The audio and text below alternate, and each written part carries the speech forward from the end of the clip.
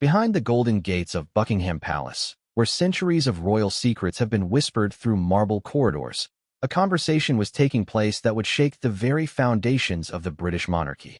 King Charles III sat across from his eldest son, Prince William, in the private study where kings had made decisions that altered the course of history. But this decision was different. This wasn't about politics, wars, or diplomatic relations. This was about family, love, and a truth so devastating that it would test the strength of the crown itself.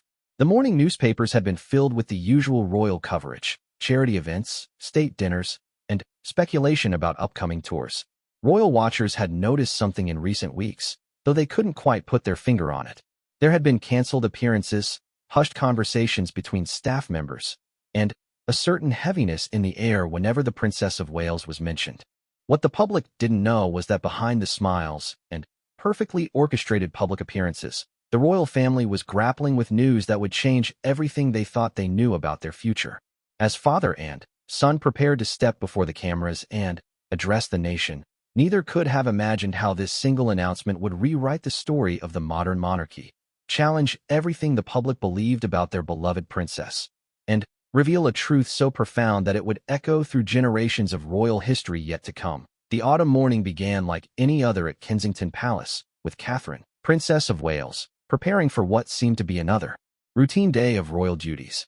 The golden leaves danced outside her bedroom window as she stood before her mirror, adjusting the sapphire earrings that had once belonged to Diana, Princess of Wales. These precious gems had become more than just jewelry to her. They were a connection to a woman she had never met, but whose legacy she carried every single day. Catherine had been feeling unusually tired for weeks, attributing it to the demanding schedule that came with being one of the most photographed women in the world. Between charity galas, state visits, and managing her 3 young children, exhaustion seemed like a reasonable explanation for the persistent fatigue that had been weighing her down. William had noticed it too, the way she would pause longer than usual between engagements, or how she would need an extra moment to gather her energy before stepping out into the public eye. The morning routine in their household was a carefully orchestrated dance. Prince George, Princess Charlotte, and Prince Louis would race through the halls of their apartment, their laughter echoing off the walls as their nanny tried to maintain some semblance of order. William would review his daily briefings while sipping his morning tea, occasionally looking up to watch his wife interact with their children.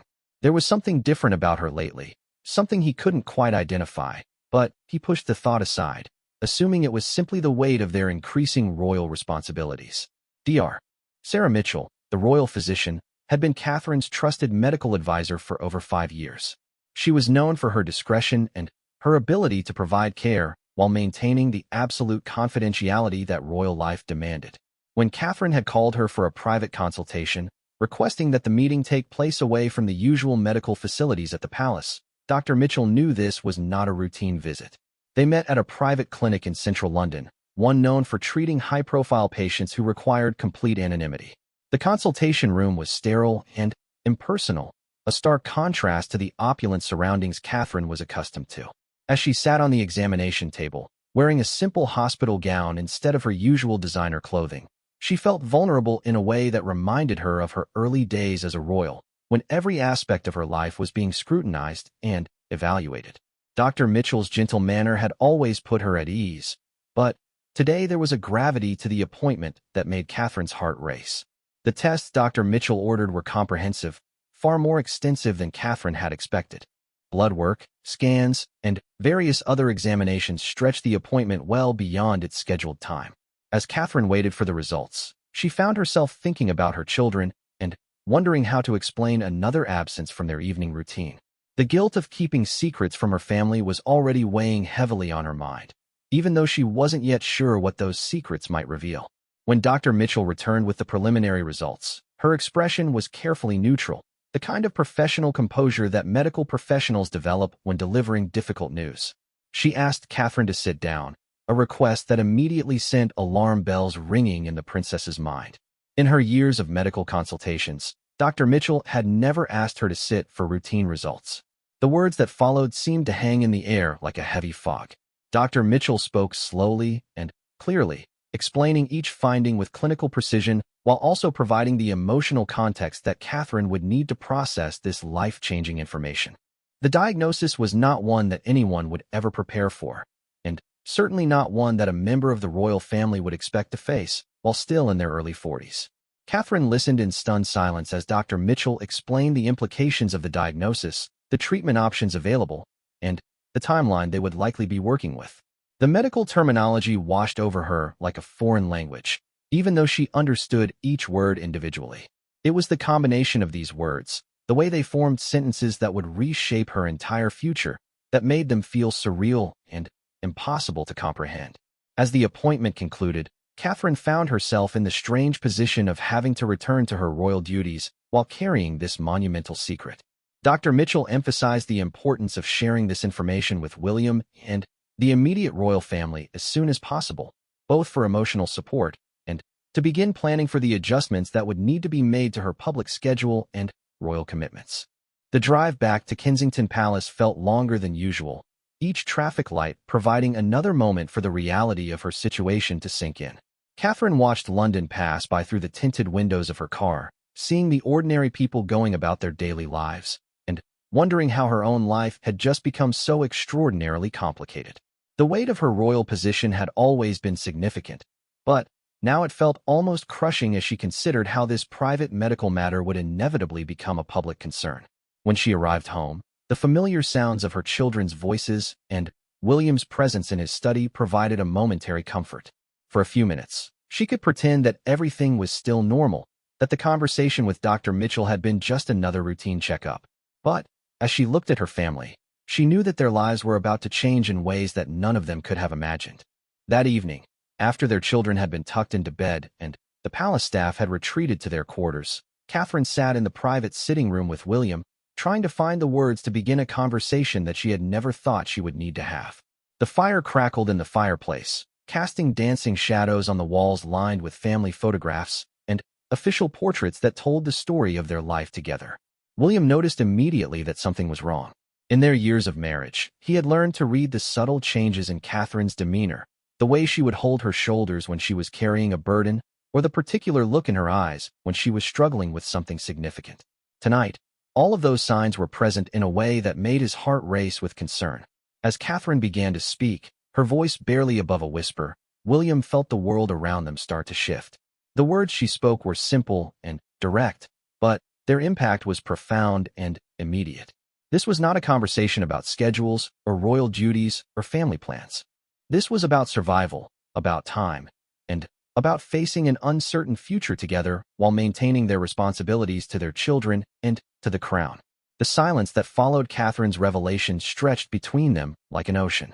William reached for her hand, feeling the familiar warmth of her fingers intertwined with his, but everything else felt foreign and frightening. They sat together in that silence for what felt like hours, but was probably only minutes, both of them trying to process the magnitude of what they had just learned and what it would mean for their family's future. When William finally spoke, his voice was steady but filled with emotion. He asked the practical questions that needed to be asked about treatment options and timelines, about what this would mean for Catherine's royal duties and their public appearances. But underneath those practical considerations, they both understood that they were facing something that would test every aspect of their relationship and their commitment to each other and their family. As the evening wore on, they began to discuss who else needed to know and when. The children would need to be told, but in a way that was appropriate for their ages and that wouldn't frighten them unnecessarily. King Charles would need to be informed, both as William's father and as the monarch who would need to understand how this might affect the line of succession and the public duties that Catherine had taken on as Princess of Wales. The conversation continued late into the night, with both of them recognizing that this was just the beginning of a much longer and more difficult journey than they had ever anticipated. By the time they finally went to bed, they had made several important decisions about how to move forward, but they both understood that the easy part was over and the real challenges were just beginning. The next morning brought new urgency to their situation as Dr. Mitchell called with additional test results that provided more clarity about the timeline they were working with and the treatment options that would be available. These conversations were conducted in the privacy of William's study, with the door locked and instructions to the staff that they were not to be disturbed under any circumstances. As the reality of Catherine's diagnosis began to settle in, both she and William found themselves looking at their daily routines and responsibilities through a completely different lens. Every public appearance, every royal engagement, and every moment with their children took on new meaning and importance. They were no longer just going through the motions of royal life. They were making conscious decisions about how to spend what they now understood to be precious and limited time. The weight of keeping this secret from their children was particularly difficult for Catherine, who had always prided herself on being honest and open with George, Charlotte, and Louis. But both she and William agreed that they needed time to fully understand the situation themselves before they could explain it to their children in a way that would be both truthful and reassuring. As the days passed, the strain of maintaining their public appearances while dealing with this private crisis began to show in small ways. Royal observers who knew them well started to notice subtle changes in their demeanor, the way they looked at each other during public events, and the way Catherine would sometimes pause longer than usual before responding to questions from the press. The speculation began slowly, with royal correspondents noting these minor changes but attributing them to the normal stresses of royal life and the increasing demands on their time and energy. The following weeks brought a whirlwind of medical consultations and specialist appointments, each one conducted with the utmost secrecy and discretion. Catherine found herself becoming an expert at navigating London's medical facilities through back entrances and private corridors, always accompanied by her closest protection officers who had been sworn to absolute confidentiality. The normalcy of her public life stood in stark contrast to the intensity of her private medical journey, creating a surreal experience that left her feeling as though she was living two completely different lives. Dr. Mitchell had assembled a team of the country's most respected specialists, each one carefully vetted not only for their medical expertise, but also for their ability to maintain the level of discretion that treating a member of the royal family required. The team included an oncologist, a surgeon, and several other specialists whose combined expertise would be crucial in developing the most effective treatment plan for Catherine's specific situation. Professor James Harrison, one of London's most renowned oncologists, had been treating high-profile patients for over 20 years, but he had never worked with someone whose medical condition would have such far-reaching implications for an entire nation. His initial consultation with Catherine took place at a private facility in Harley Street, where the security arrangements were so discreet that other patients in the building never realized they were sharing space with the future Queen of England. The conversation with Professor Harrison was both enlightening and sobering. He spoke candidly about the treatment options available, explaining each possibility with the kind of thorough detail that Catherine needed to make informed decisions about her care. The medical terminology that had seemed overwhelming in her initial consultation with Dr. Mitchell was beginning to make sense as she educated herself about her condition and the various approaches that could be taken to address it. What struck Catherine most during these consultations was how normal the medical professionals made her feel. Despite her royal status and the extraordinary circumstances surrounding her care, they treated her as they would any patient facing similar challenges.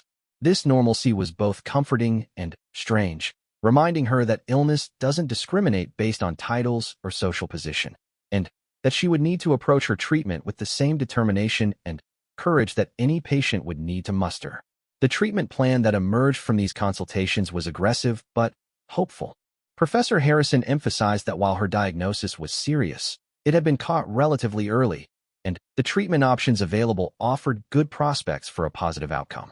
However, he was also clear that the treatment would be demanding, both physically and emotionally, and would require significant adjustments to her lifestyle and public commitments.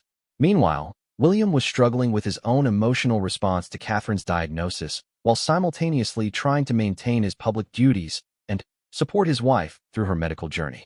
The weight of keeping this secret was enormous, particularly during public events where well-wishers would ask about Catherine's health or comment on how wonderful she looked, not knowing that beneath her carefully maintained public appearance, she was fighting a battle that would determine the course of their family's future. The decision about when and how to tell their children had been weighing heavily on both Catherine and William's minds.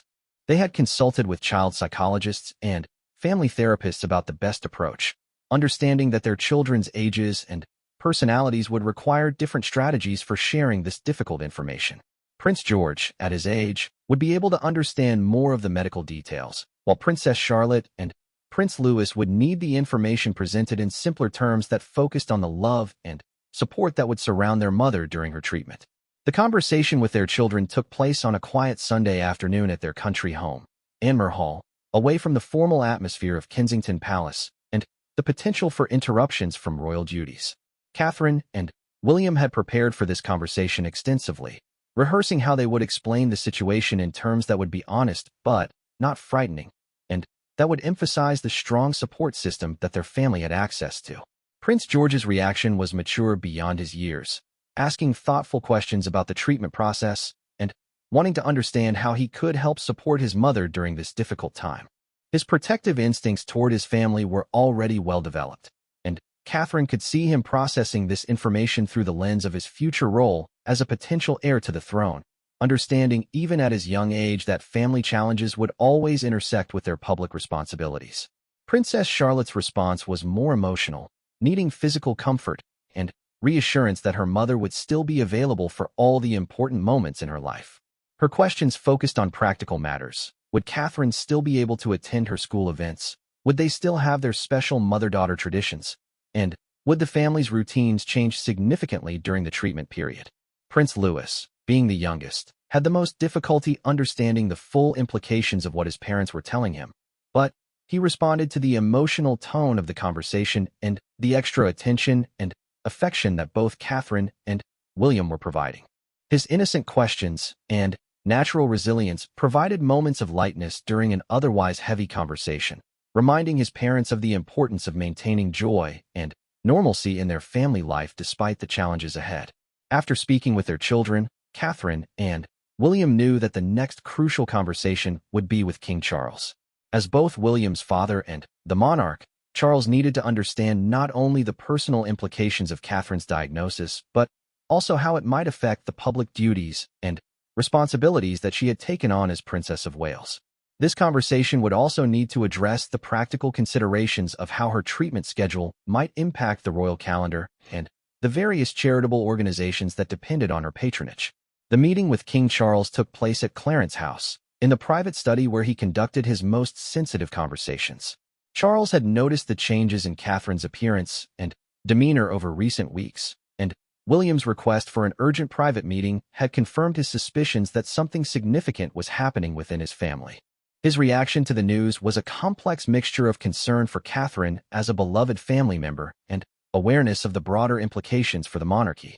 King Charles's response demonstrated both his experience as a father and his wisdom as a monarch who had navigated numerous family crises over the decades. He immediately offered his full support for whatever Catherine would need during her treatment, emphasizing that her health and well-being were the absolute priority, regardless of any impact on royal duties or public commitments. His emotional response to the news revealed the deep affection he had developed for Catherine over the years, and his understanding of how central she had become to the modern royal family's public image and effectiveness. The conversation also addressed the practical implications of Catherine's diagnosis for the line of succession and the distribution of royal duties among family members. Charles was clear that other members of the royal family would need to step in to cover Catherine's commitments during her treatment, and he was prepared to make whatever adjustments were necessary to ensure that her charitable work and public responsibilities continued to be fulfilled while she focused on her recovery. As word of Catherine's diagnosis began to spread among the immediate royal family, each conversation brought its own unique challenges and considerations. Queen Camilla's response was particularly supportive, drawing on her own experience of joining the royal family later in life and understanding the unique pressures that Catherine faced as a high-profile member of the monarchy. Her offer to take on additional public duties and to provide personal support during the treatment process was both generous and practical. The decision about when to inform the broader royal household staff and security team was also crucial, as these individuals would need to understand the changes in Catherine's schedule and the additional security considerations that her medical treatment would require. The royal protection officers who accompanied Catherine to her medical appointments were already aware of the situation, but the broader team would need to be briefed in a way that maintained confidentiality while ensuring they could provide appropriate support. Media speculation about Catherine's health had been building slowly over several weeks, with royal correspondents noting her absence from certain public events and the subtle changes in the royal family's public statements and appearances. The palace's communications team was already developing strategies for managing this speculation while protecting Catherine's privacy and maintaining the family's ability to control the timing and manner of any public announcements. As Catherine began her treatment, the reality of balancing her medical needs with her public responsibilities became increasingly complex. The treatment schedule required regular hospital visits and periods of recovery that had to be carefully coordinated with her existing royal commitments. The physical effects of treatment were beginning to become apparent, requiring adjustments to her public appearances and the way she approached her royal duties. The support system that surrounded Catherine during this period was remarkable in its comprehensiveness and discretion. From the medical team providing her treatment to the royal household staff managing her schedule, everyone involved understood the gravity of the situation and the importance of maintaining both her health and the stability of the monarchy during this challenging period.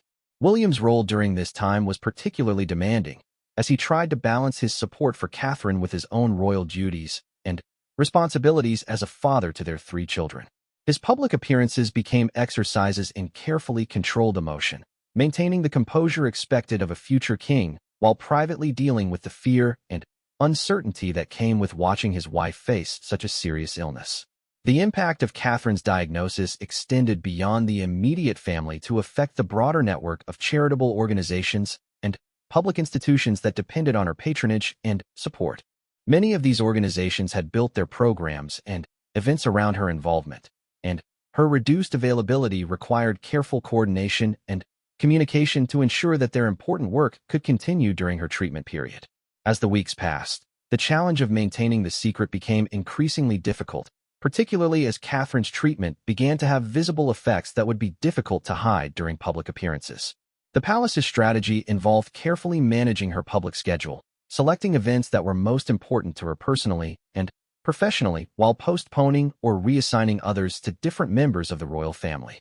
The emotional toll on the entire family was significant, with each member finding different ways to cope with the stress and uncertainty of Catherine's diagnosis. For the children, maintaining their normal routines and activities became even more important, providing stability and normalcy during a time when so much about their family life felt uncertain and different. As autumn deepened into winter, Catherine's treatment routine had become an intricate ballet of medical appointments, recovery periods, and carefully selected public appearances. The palace had developed what they privately called the schedule, a complex coordination of her health needs with the absolute minimum royal duties that couldn't be postponed or transferred to other family members. Each week brought new challenges as they balanced her medical team's recommendations with the public expectations of seeing the Princess of Wales at key events. The physical effects of Catherine's treatment were becoming more pronounced, requiring increasingly creative approaches to her public appearances. Her styling team, led by Natasha Archer, had become experts at using fashion, makeup, and accessories to maintain Catherine's radiant public image while accommodating the realities of her medical journey. These professionals, bound by strict confidentiality agreements, worked with an understanding of stakes that went far beyond typical celebrity styling challenges. What the public saw was a princess who appeared at carefully selected events looking as elegant and composed as ever. What they didn't see were the extensive preparations required for each appearance, the recovery time needed afterward, and the difficult decisions about which commitments simply couldn't be maintained during this period. The team around Catherine had become masters of illusion, not to deceive the public, but to allow her to continue fulfilling her role while protecting her health and privacy. Dr. Mitchell's role had evolved far beyond that of a typical physician. She had become the central coordinator of Catherine's care, working closely with the palace staff to ensure that every aspect of her treatment was seamlessly integrated with her royal responsibilities.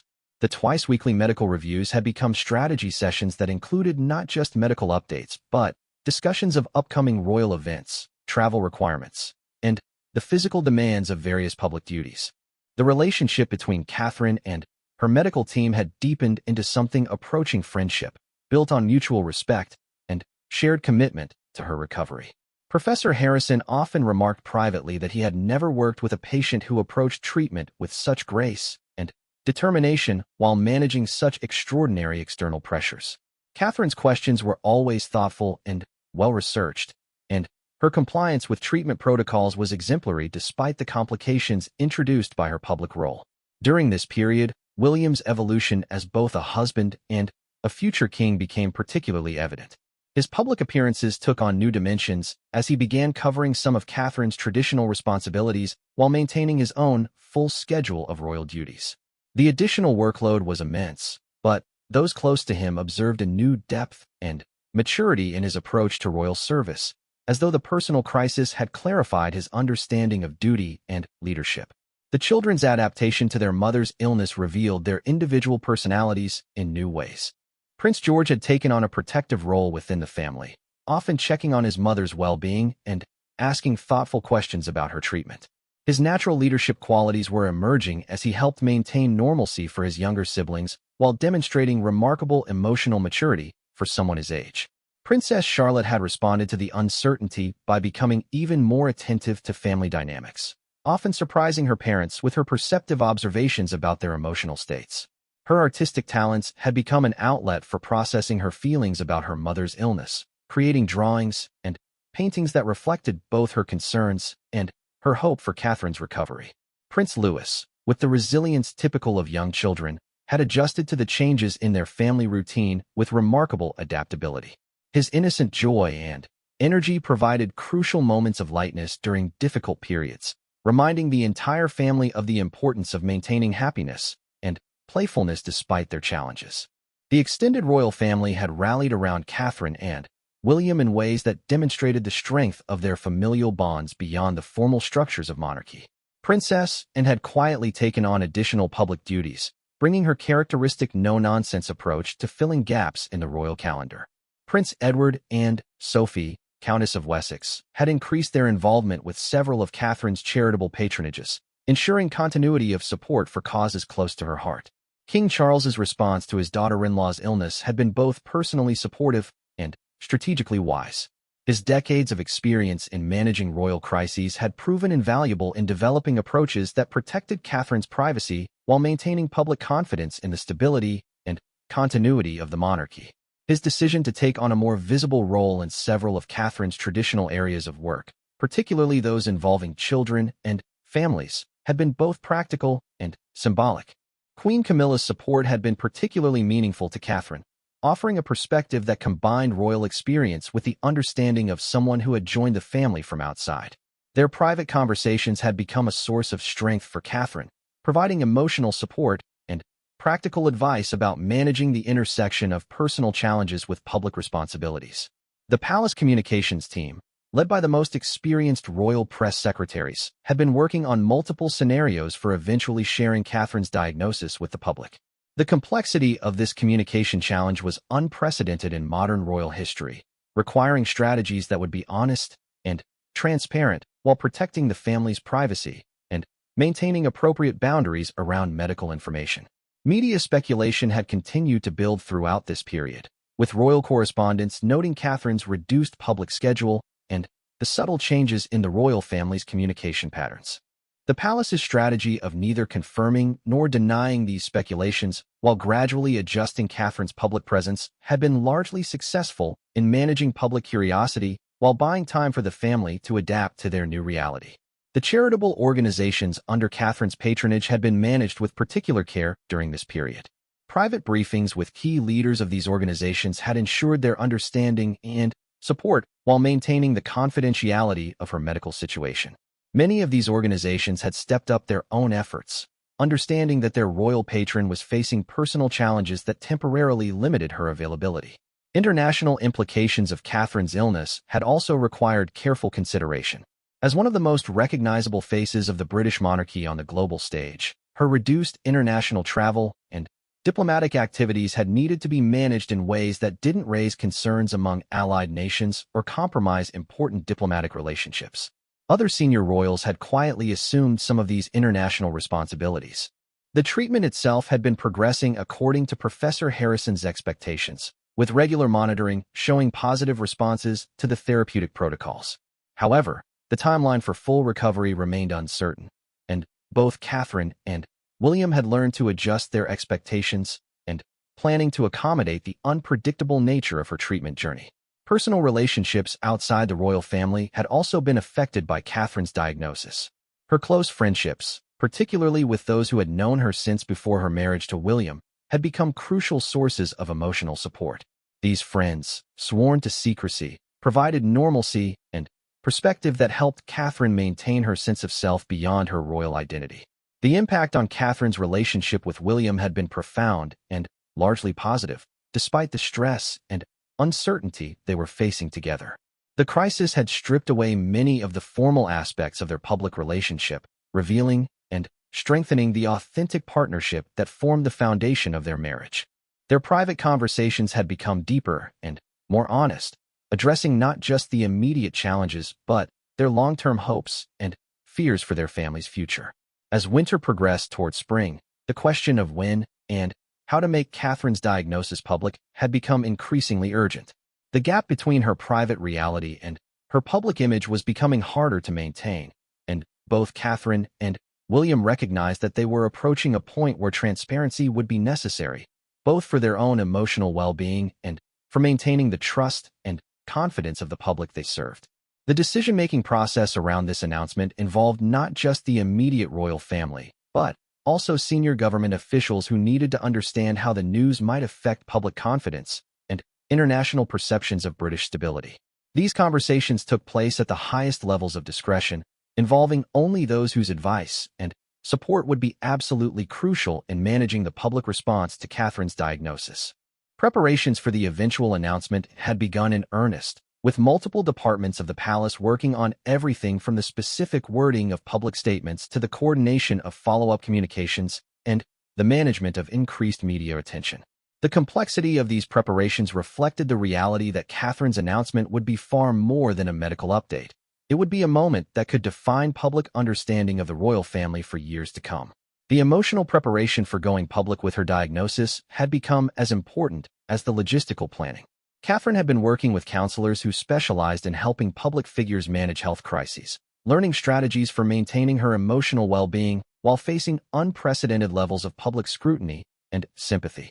These sessions had helped her develop the psychological tools she would need to navigate the period following her announcement.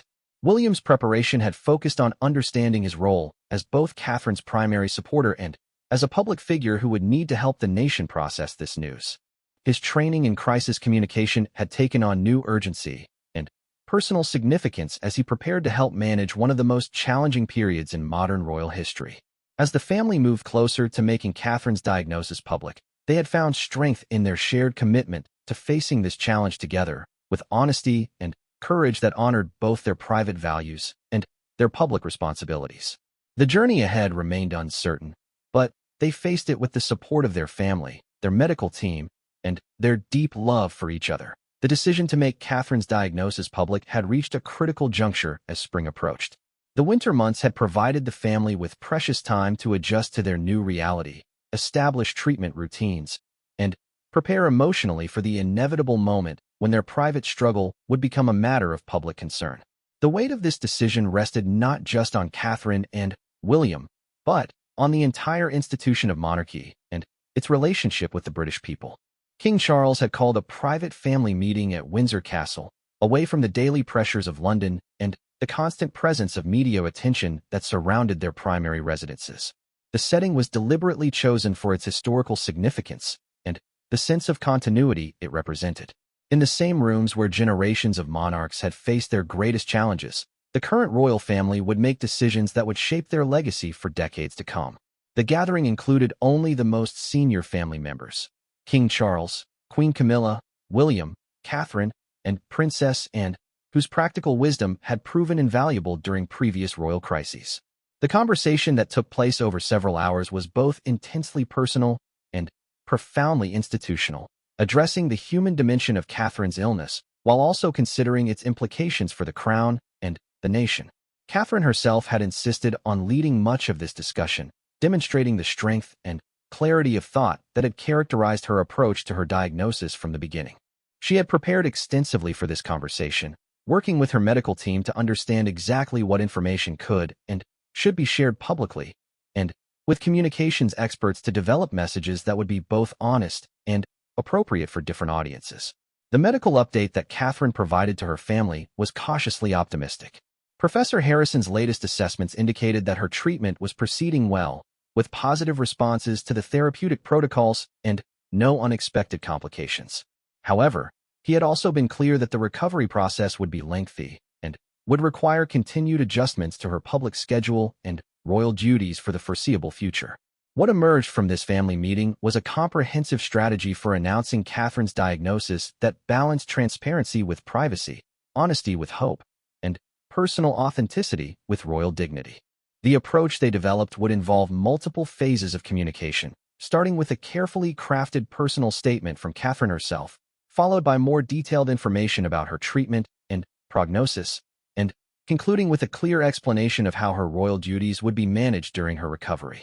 The decision about timing had been influenced by several factors, including Catherine's treatment schedule, the royal calendar of upcoming events, and the increasing difficulty of managing media speculation about her health.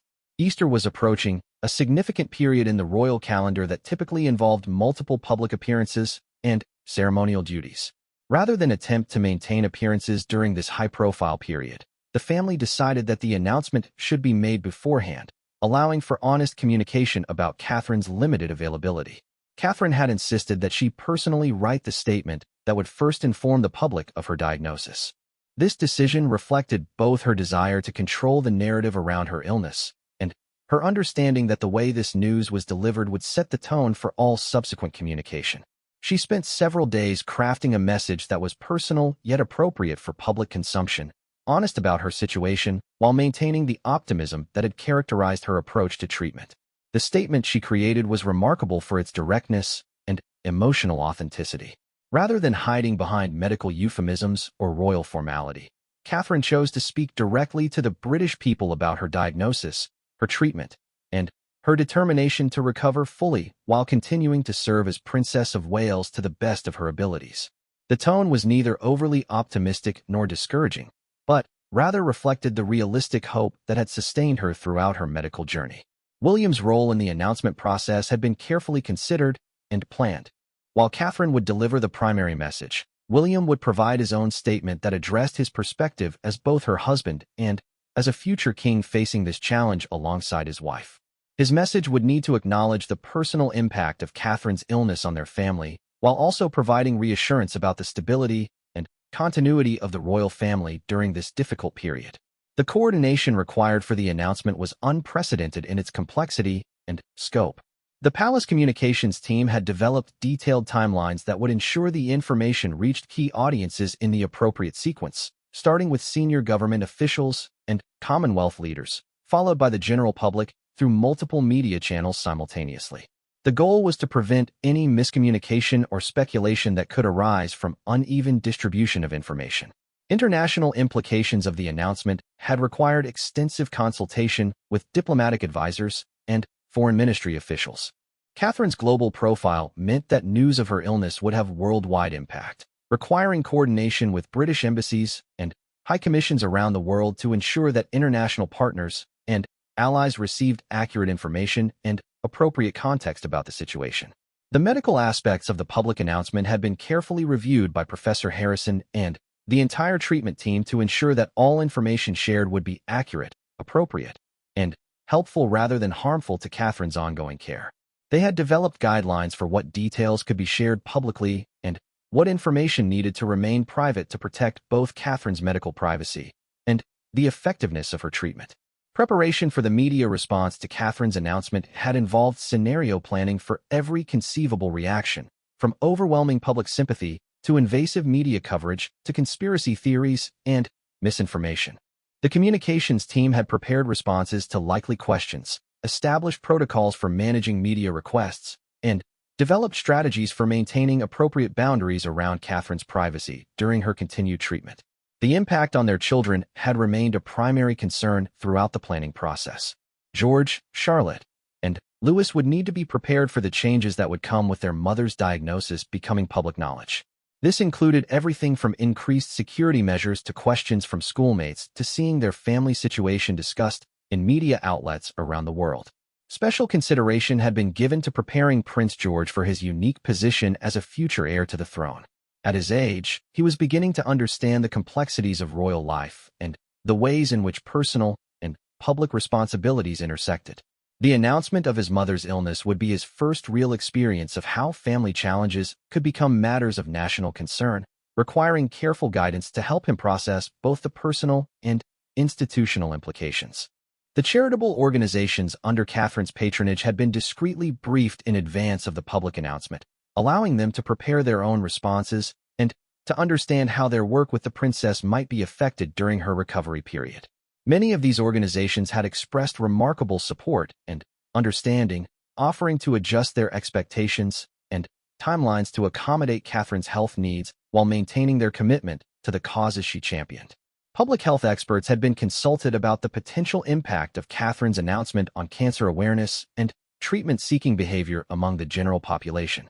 Her high profile meant that her openness about her diagnosis could have significant positive effects on public health outcomes, encouraging others to seek early detection and treatment while reducing stigma around cancer diagnosis and treatment. The personal support system around Catherine had been strengthened in preparation for the increased attention that would follow her announcement. Her close friends and extended family members had been briefed about how to handle media inquiries and public interest, while additional security measures had been put in place to protect her privacy during medical appointments and family activities.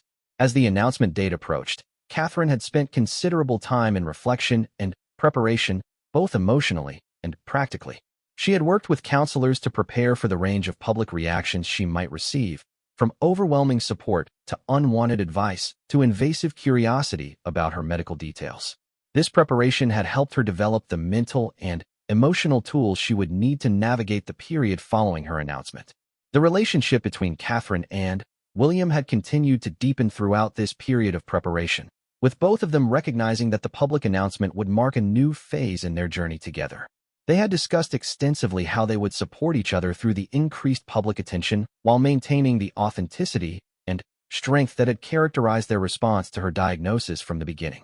Technical aspects of the announcement had been planned with military precision, involving everything from camera angles and lighting for any filmed statements to the specific timing of social media posts and press releases. The goal was to ensure that Catherine appeared healthy and strong while also being honest about her medical situation, striking a balance that would reassure the public while accurately representing her current condition. The announcement strategy also included plans for follow-up communications that would provide updates on Catherine's progress without compromising her medical privacy or creating unrealistic expectations about her recovery timeline. These ongoing communications would need to balance public interest in her well-being with the reality that recovery from her type of illness was often unpredictable and required flexibility in planning and expectations. As the family prepared for this pivotal moment, they had found strength in their shared commitment to facing this challenge with courage, honesty, and grace.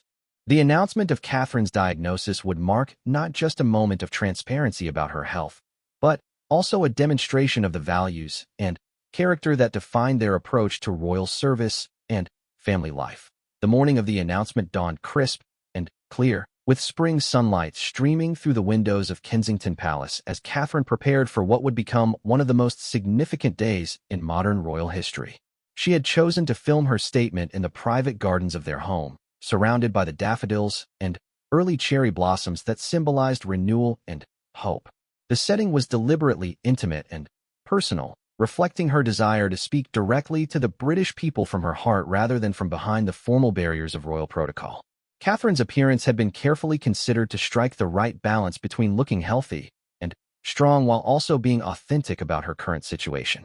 Her styling team had worked with her medical team to ensure that every detail, from her makeup to her clothing choices, would convey the appropriate message of resilience and hope without creating unrealistic expectations about her condition. The filming itself took place with only essential personnel present: a single camera operator, a sound technician, and William, who remained just out of frame to provide emotional support during what everyone understood would be an emotionally challenging few minutes. Catherine had rehearsed her statement many times, but she had also prepared herself to speak from the heart if the scripted words didn't feel authentic in the moment. When Catherine began to speak, her voice was steady but filled with emotion as she addressed the camera directly, speaking to the millions of people who had supported her throughout her years as Princess of Wales. Her words were carefully chosen, but delivered with genuine warmth and honesty, creating an immediate sense of connection with her audience that transcended the formal distance usually maintained between royalty and the public. The statement itself was remarkable for its directness and vulnerability. Catherine spoke openly about her diagnosis, her treatment journey, and her determination to recover fully while continuing to serve in her royal role to the best of her abilities. She acknowledged the challenges ahead while expressing gratitude for the support of her family, her medical team, and the British people who had shown such care and concern for her well-being. Most significantly, Catherine addressed the impact of her illness on her family, speaking with particular tenderness about her children and her determination to maintain as much normalcy as possible in their lives during this difficult period. Her words as a mother resonated deeply with parents across the nation who could understand the complexity of facing a serious illness while trying to protect and reassure young children. The technical release of Catherine's statement had been coordinated with precision across multiple platforms and time zones. Within minutes of its initial broadcast, the video was being shared across social media, news websites, and television networks around the world. The Palace Communications team monitored these initial reactions carefully, ready to respond to any misinterpretations or to provide additional clarification as needed. The immediate public response was overwhelming in its unanimity and warmth. Messages of support began flooding in from across the political spectrum, from fellow cancer patients and survivors, from charitable organizations, and from ordinary citizens who had been touched by Catherine's courage and honesty. The tone of these responses reflected not just sympathy for her illness, but genuine admiration for the grace and strength she had shown in sharing her diagnosis publicly. King Charles and Queen Camilla released their own statement shortly after Catherine's announcement, expressing their pride in her courage and their complete support for her recovery journey. Their message emphasized the strength of the royal family during this challenging period and their continued commitment to serving the British people even as they faced this personal crisis together. William's statement, released simultaneously with his father's, was deeply personal while maintaining appropriate royal dignity. He spoke about his admiration for Catherine's strength throughout her treatment and his commitment to supporting her recovery while maintaining their family's royal duties and responsibilities. His words provided insight into the private journey they had been on together while reassuring the public about their continued dedication to service. The international response to Catherine's announcement was immediate and supportive, with messages arriving from heads of state, royal families, and government leaders around the world. These responses demonstrated the global respect and affection that Catherine had earned through her years of royal service and her approach to representing Britain on the international stage. Media coverage of the announcement was extensive but generally respectful, with most major outlets focusing on Catherine's courage in sharing her diagnosis and the positive example she was setting for cancer patients around the world. The royal correspondents who had been speculating about her health for weeks expressed admiration for the way she had chosen to address the situation directly and honestly. Medical experts who were interviewed in the wake of Catherine's announcement praised her decision to speak openly about her diagnosis, noting the positive impact this could have on cancer awareness and the importance of early detection and treatment. Several oncologists commented on the hope and determination evident in her statement, emphasizing that her positive attitude would be an important factor in her recovery. The impact on cancer charities and support organizations was immediate and significant, with many reporting increased inquiries and donations in the hours following Catherine's announcement. Her openness about her diagnosis had created a surge of public interest in cancer research and support services, demonstrating the powerful platform that her royal position provided for raising awareness about important health issues. Within the royal household, the announcement brought a sense of relief after months of carefully maintaining Catherine's privacy while managing increasingly intense speculation. Staff members who had been working tirelessly to coordinate her medical care with her royal duties expressed gratitude that they could now work more openly to support her recovery while maintaining appropriate professional boundaries.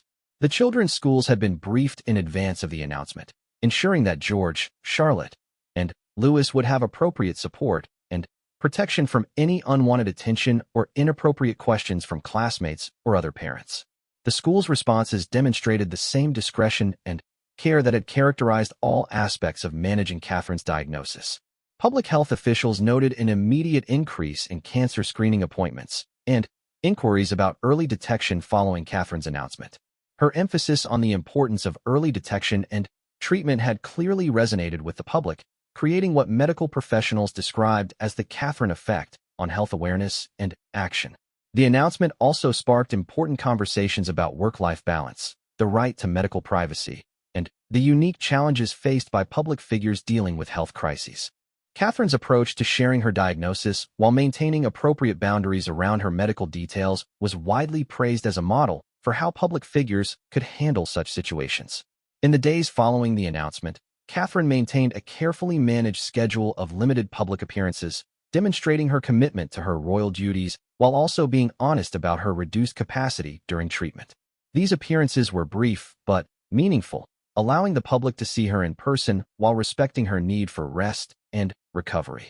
The charitable organizations under Catherine's patronage responded to her announcement with remarkable flexibility and understanding, adjusting their expectations and timelines to accommodate her health needs while expressing their continued gratitude for her support and advocacy. Many of these organizations reported increased public interest and support following her announcement. Professor Harrison and Catherine's medical team expressed satisfaction with how the public announcement had been handled, noting that the positive public response and reduced secrecy around her treatment could actually contribute to her recovery by reducing stress and allowing for more open communication about her medical needs. As the weeks following the announcement passed, Catherine's treatment continued to progress positively, with regular monitoring showing encouraging responses to her therapeutic protocols. The support and encouragement she had received from the public had proven to be an unexpected but powerful factor in her emotional well-being during treatment. The announcement had also strengthened the bond between Catherine and William, who had navigated this challenging period together with remarkable unity and mutual support. Their public appearances together in the wake of her announcement demonstrated a partnership that had been deepened and strengthened by facing this crisis together. The impact of Catherine's announcement extended far beyond the immediate response, influencing conversations about health, family, duty, and courage that would continue for years to come. Her decision to share her diagnosis openly and honestly had created a new model for how public figures could handle personal health crises while maintaining their professional responsibilities and public service. Looking toward the future, Catherine's journey had become a source of inspiration for cancer patients and their families around the world, demonstrating that it was possible to face a serious illness with grace, determination, and hope while continuing to fulfill important responsibilities to family and community. Her story had become a testament to the power of love, support, and medical excellence in overcoming life's greatest challenges. The royal family's handling of Catherine's diagnosis and announcement had also demonstrated the evolution of the monarchy toward greater transparency and emotional authenticity, showing how traditional institutions could adapt to modern expectations while maintaining their essential dignity and purpose. Catherine's courage in sharing her story had not diminished the mystique of royalty but had instead revealed the human strength and character that made the institution relevant and meaningful to contemporary society. As Catherine continued her recovery journey, surrounded by the love of her family and the support of the nation, her story served as a powerful reminder that even in the face of life's greatest challenges, it was possible to maintain hope, dignity, and commitment to serving others. Her announcement had marked not just a moment of personal courage, but a defining moment in the modern history of the British royal family, demonstrating the values and character that would guide them through whatever challenges lay ahead.